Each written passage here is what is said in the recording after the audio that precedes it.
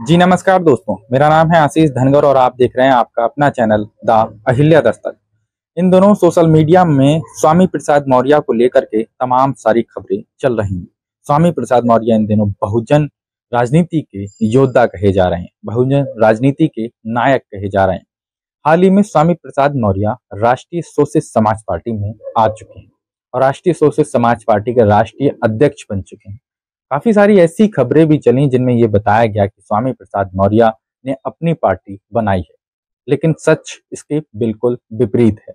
जिस पार्टी में वो आए हैं वो राष्ट्रीय सोशलिस्ट समाज पार्टी साल 2013 में पहले ही बन चुकी थी। लगातार चुनाव में भी भागीदारी राष्ट्रीय सोशलिस्ट समाज पार्टी निभा रही है और कहीं ना कहीं एक तबके का वोट बैंक भी वो हासिल कर रही है। लेकिन हम द अहिल्या दस्तक पर आपको हमेशा सच ही दिखाने का काम करते हैं और हमेशा एक प्रयास रहता है कि आप तक केवल सच पहुंच पाए। हाल ही में स्वामी प्रसाद मौर्य जिस प्रकार से बहुजन समाज की राजनीति कर रहे हैं, तमाम सारे ये आरोप लग रहे हैं स्वामी प्रसाद मौर्य पर कि स्वामी प्रसाद मौर्य ने अपनी पार्टी नई क्यों नहीं बनाई। और वहीं दूसरी ओर कुछ लोग ये भी कह रहे हैं कि राष्ट्रीय सोशलिस्ट समाज पार्टी जो कि साहब सिंह जी के द्वारा बनाई गई थी, वो पार्टी अब हैक हो चुकी है।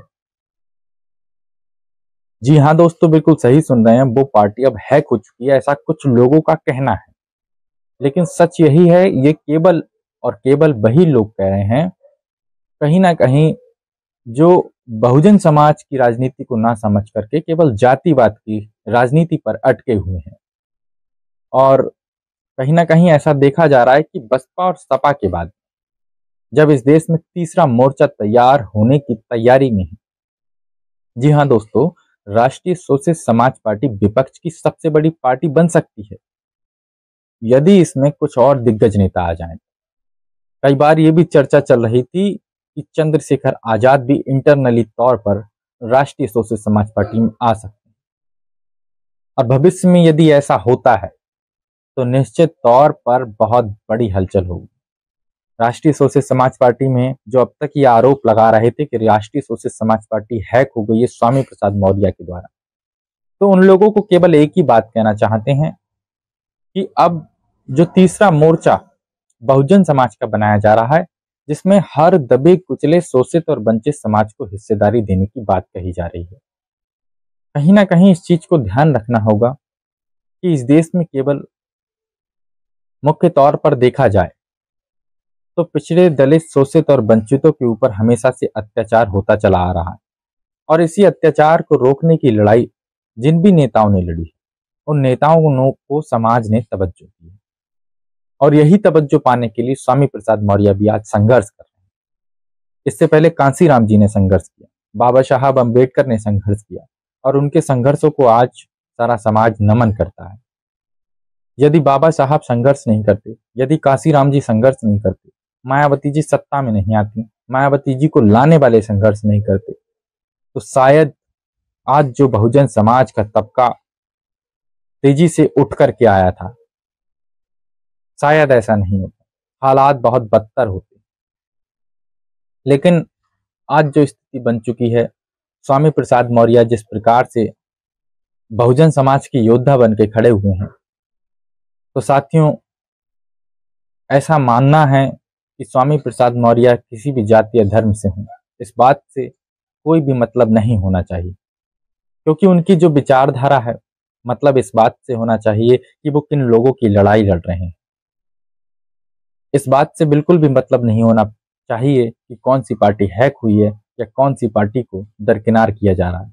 मतलब इस बात से होना चाहिए कि जो मोर्चा आज बनकर के तैयार हो रहा है, वो आपके हक अधिकारों की लड़ाई कितनी ताकत से लड़ पाएगा।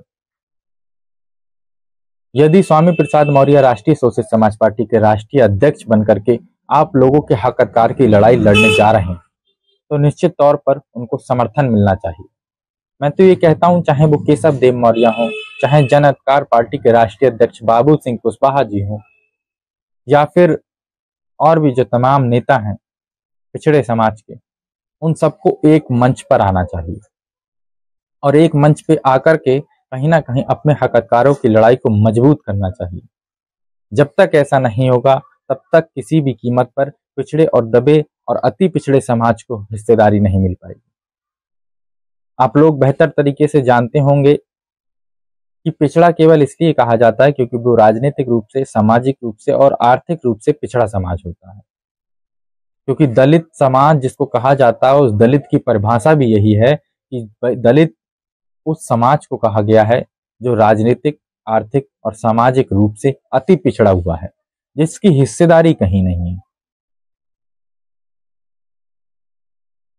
सही मायने में उसी को दलित बताया गया। हालांकि बहुत सारे लोग छुआछूत की भी बात कर रहे होंगे, लेकिन मैं इसकी बात नहीं करना चाहूंगा। सच्चाई यही है कि जो पिछड़ा समाज है, अति पिछड़ा समाज, आज जो बहुजन तबके की राजनीति स्वामी प्रसाद मौर्य करने को तैयार हो रहे हैं, तो आज देश का कोई भी दल हो जो पिछड़ों की बात करता है, जो पिछड़ों की राजनीति करता है, जो दलितों की राजनीति करता है, उन तमाम दलों को आज एकजुट होना चाहिए विपक्ष के तौर पर। यदि विपक्ष के तौर पर एकजुट होते हैं, निश्चित तौर पर तभी ये लोग कहीं ना कहीं सत्ता में अपनी भागीदारी निभा सकते हैं। अन्यथा बहुत मुश्किल है कि इन लोगों को उनके हक और अधिकार मिल पाए, क्योंकि जिस तरह की पिछड़े समाज के नेता राजनीति करते हैं, उस राजनीति में तो भला कुछ होने से रहा। आज स्वामी प्रसाद मौर्य का स्टैंड अप बहुत बड़ा हो गया। स्वामी प्रसाद मौर्य को आज देश का मेन स्ट्रीम मीडिया दिखा रहा है, और उसका केवल एक ही कारण है कि वो बहुजन समाज की राजनीति को उठाना चाहते हैं। साथियों, आप इस पूरे वीडियो को लेकर के क्या सोचते हैं, कमेंट सेक्शन में अपनी राय जरूर दीजिएगा। हम फिर मिलेंगे एक नई वीडियो, एक नए टॉपिक के साथ में। तब तक के लिए जय हिंद, जय भारत।